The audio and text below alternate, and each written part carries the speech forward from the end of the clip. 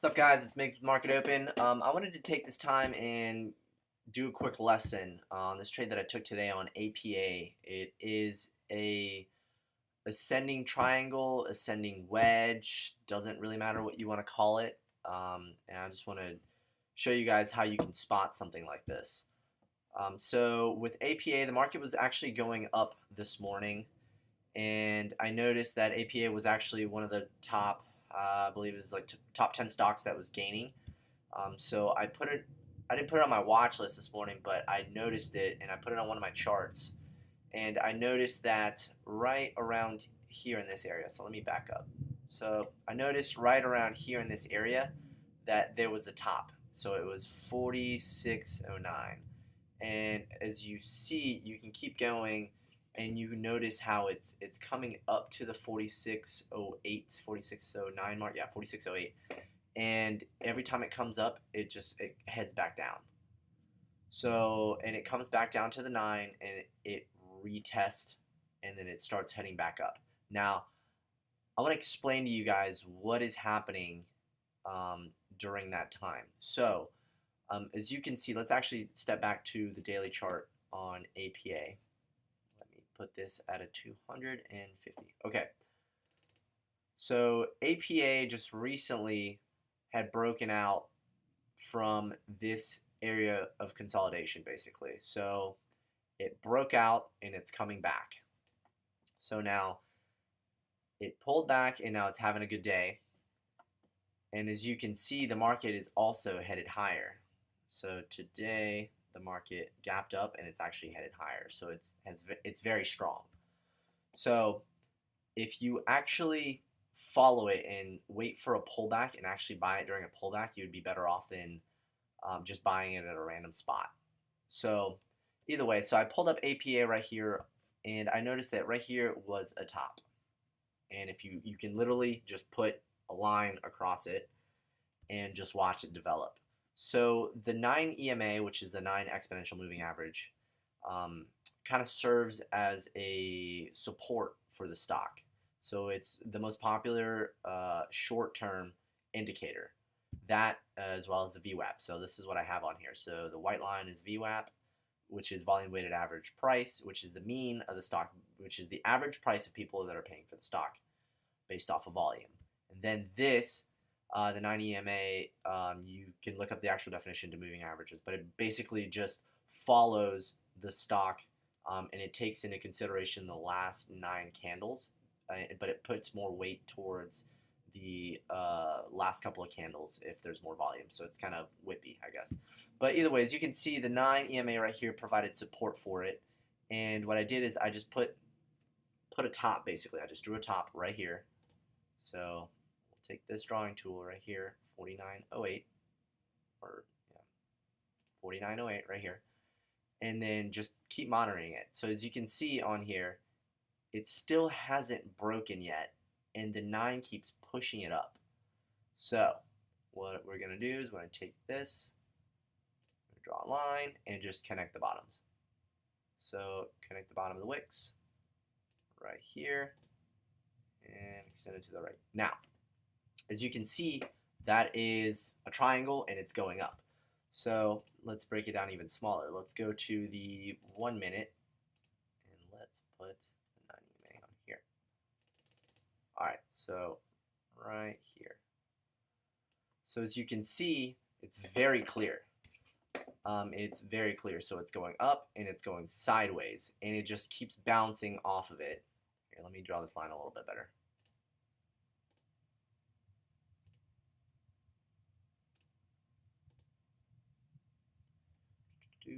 Extend to the right. Okay, so what it is basically, it's just a channel that's pushing up.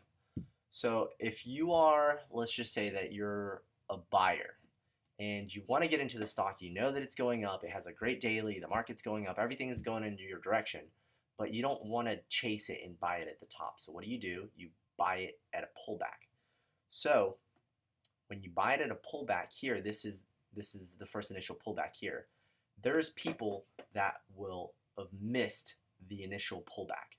They wanted to get into it, but they just did not see this happen. So usually you would buy it somewhere around here and hope that it breaks out over the top and you have a better risk to reward ratio.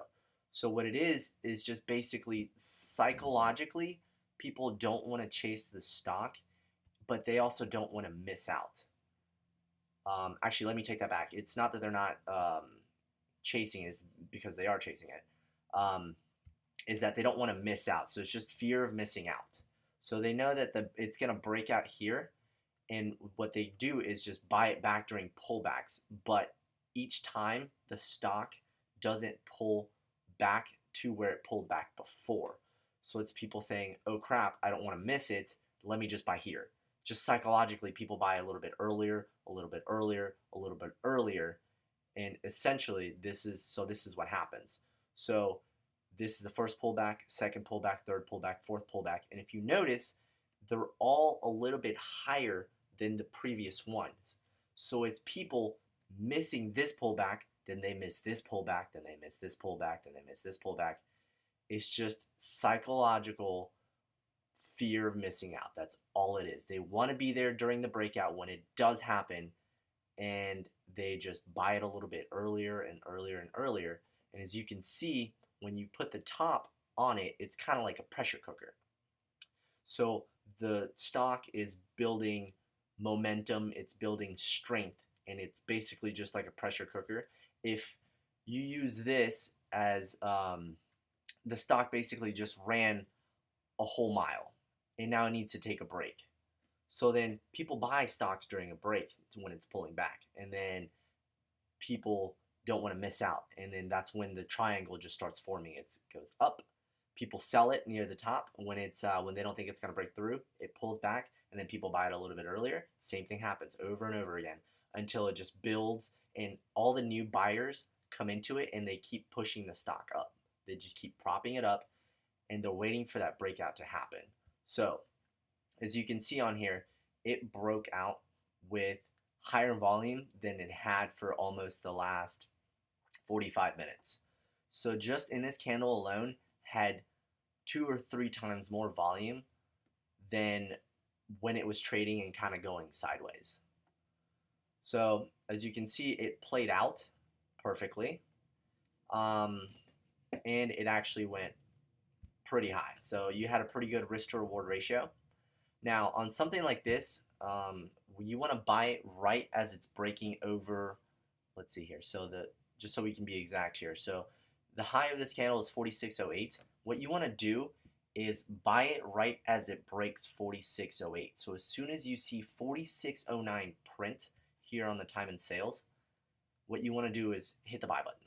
Just hit it right then and there, or you can buy it right as it's hitting 46.08, hoping that it'll break through, and then you'll be in the stock and you won't get a bad fill or something like that. So usually what I do is I bought it here, and I base my risk off of the last pullback.